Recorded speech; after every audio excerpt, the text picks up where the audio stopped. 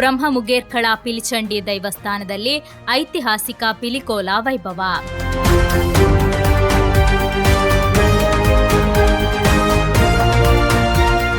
ಕಾಪುವಿನ ಬ್ರಹ್ಮಮುಗೇರ್ಕಳ ಪಿಲಿಚಂಡಿ ದೈವಸ್ಥಾನದಲ್ಲಿ ದೈವಾರ್ಷಿಕವಾಗಿ ನಡೆಯುವ ಐತಿಹಾಸಿಕ ಪಿಲಿಕೋಲ ಶನಿವಾರ ಸಂಜೆ ಭಕ್ತಿಭಾವ ಹಾಗೂ ಸಂಭ್ರಮದ ವಾತಾವರಣದಲ್ಲಿ ನೆರವೇರಿತು. ಸಂಪ್ರದಾಯದಂತೆ ಹುಲಿವೇಷ ಧರಿಸುವ ದೈವನರ್ತಕನಿಗೆ ಪೂರ್ವ ವಿಧಿವಿಧಾನಗಳೊಂದಿಗೆ ಸ್ನಾನ ಮಾಡಿಸಿ ತೆಂಗಿನ ಗರಿಯಿಂದ ನಿರ್ಮಿಸಿದ ವಿಶೇಷ ಪಂಜರದೊಳಗೆ ಬಣ್ಣಗಾರಿಕೆಗಾಗಿ ಕಳುಹಿಸಲಾಯಿತು. ಬಣ್ಣ ಬಳಿಯುವ ಕಾರ್ಯ ಪೂರ್ಣಗೊಂಡ ಬಳಿಕ ಪಟೇಲರ ಅನುಮತಿ ಪಡೆದು ಪಿಲಿಚಂಡಿ ಮನೆಯವರು ತೀರ್ಥ ಚಿಮುಕಿಸಿದ ನಂತರ ನರ್ತಕನು ಪಂಜರದಿಂದ ಹೊರಬಂದು ಪಿಲಿಕೋಲಕ್ಕೆ ಚಾಲನೆ ನೀಡಿದರು.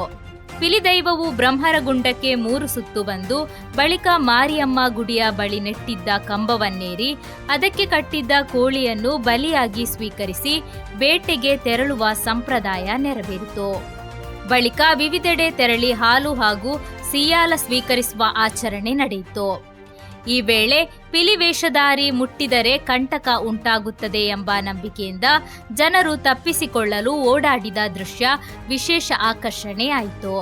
ಕಾಪು ಹಳೆ ಮಾರಿಯಮ್ಮ ಗುಡಿಯಲ್ಲಿ ಕಳೆದ ಮಂಗಳವಾರ ದೇವಿಯ ಅಪ್ಪಣೆ ಪಡೆದ ದೈವನರ್ತಕನಿಗೆ ಕೋಲದ ಹಿಂದಿನ ದಿನ ದೈವಸ್ಥಾನದಲ್ಲಿ ವೀಳ್ಯ ನೀಡುವ ಸಂಪ್ರದಾಯವೂ ನಡೆಯಿತು.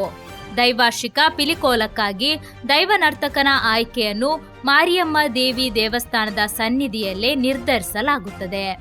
ಇದಕ್ಕೂ ಮುನ್ನ ದೈವಸ್ಥಾನದಲ್ಲಿ ಬಬ್ಬರಿಯ, ಕೊಡಮಣಿತ್ತಾಯ, ನಂದಿಕೇಶ್ವರ, ಪಿದಾಯಿ ಪಿಲ್ವಂಡಿ, ಬ್ರಹ್ಮರನೇಮ, ಮುಗೇರ್ಕಳ, ಶಕ್ತಿ ಸ್ವರೂಪಿಣಿ ತನ್ನಿಮಾನಿಗ, ಮದುಮಗ ಹಾಗೂ ಪರಿವಾರ ದೈವಗಳ ನೇಮ, ಉರಿಚೌಂಡಿ ದೇವ, ಕಡುಂಜಿ ಬಂಟ, ಗುಳಿಗ ದೈವದ ನೇಮ ಸೇರಿದಂತೆ ಬಂಕಿನಾಯಕ, ಪೊಲೀಸ್ ಮತ್ತು ಪಟೇಲ್, ಬಲಾಯಿಮಾರ, ತಿಗಮಾರ ಹಾಗೂ ಪುರುಷಕೋಲ ಸಹಿತ ವಿವಿಧ ಪರಿವಾರ ದೈವಗಳ ನೇಮೋತ್ಸವಗಳು ವಿಜೃಂಭಣೆಯಿಂದ ನಡೆದವು. ಕರಾವಳಿ ಜಿಲ್ಲೆಗಳಷ್ಟೇ ಅಲ್ಲದೆ ಕಾಸರಗೋಡು, ಮುಂಬೈ, ಬೆಂಗಳೂರು, ಮಲೆನಾಡು ಭಾಗಗಳು ಹಾಗೂ ವಿದೇಶಗಳಿಂದ ಆಗಮಿಸಿದ ನೂರಾರು ಭಕ್ತರು ಪಿಲಿಕೋಲದ ವೈಭವವನ್ನು ಕಣ್ತುಂಬಿಕೊಂಡರು.